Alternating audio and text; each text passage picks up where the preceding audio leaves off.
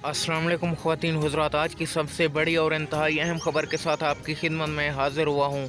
जी हाँ ख़वातीन हज़रात, महकमा मौसमियात ने अगले 5 रोज़ के लिए मुल्क पाकिस्तान के लिए हाई अलर्ट जारी कर दिया है। ख़वातीन हज़रात, कौन कौन से इलाकों में ज़ोरदार बारिशें होंगी, आज की इस वीडियो में आपको मुकम्मल तफसीलात से आगाह करूँगा, इसलिए आपने हमेशा की तरह इस वीडियो को आखिर तक लाजमी देखते रहना है। उससे पहले वीडियो को लाइक कर लें। मज़ीद अपडेट देखने और सुनने के लिए चैनल को लाजमी सब्सक्राइब करके बेल आइकन को ऑल पर सिलेक्ट कर लें।